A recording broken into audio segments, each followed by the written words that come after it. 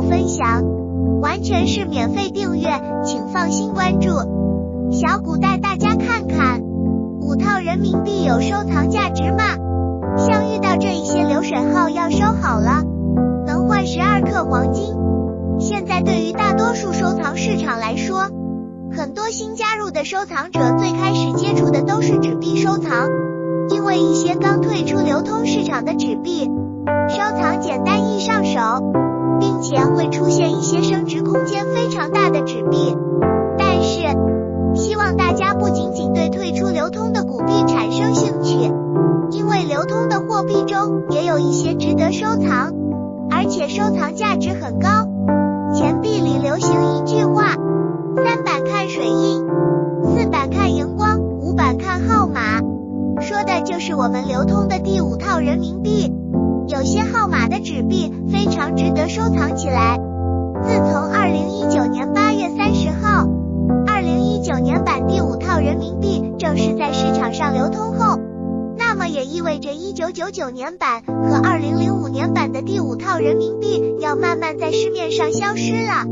很多的人就开始意识到要收藏旧版本的第5套人民币了。藏友们也很关心第5套人民币最新价格。第5套人民币也就是现在正在流通的人民币，从1999年开始发行，一直到现在，总共发行了3个版本，分别是1999版、2005版和2015版。而对于这种人民币来说，因为正在流通，所以相对来说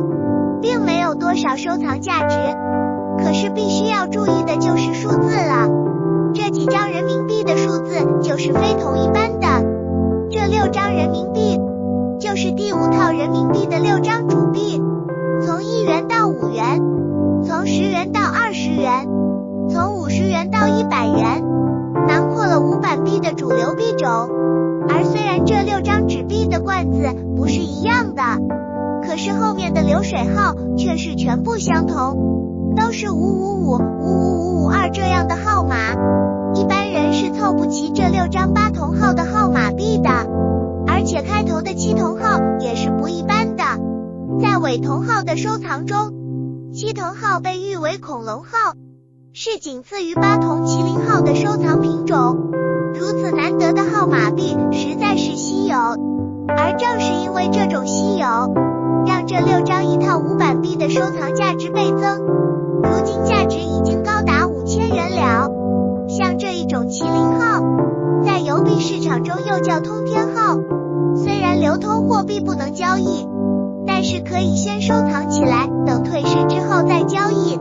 第5套人民币是现在国家禁止作为收藏品囤积的币种，正处在一个流通的黄金时期。在第6套人民币出现之前，投资者应该慎重选择在这个板块的投资。这个板块消耗时间短，需要经历长时间的磨砺之后，才可能会出现好的局面。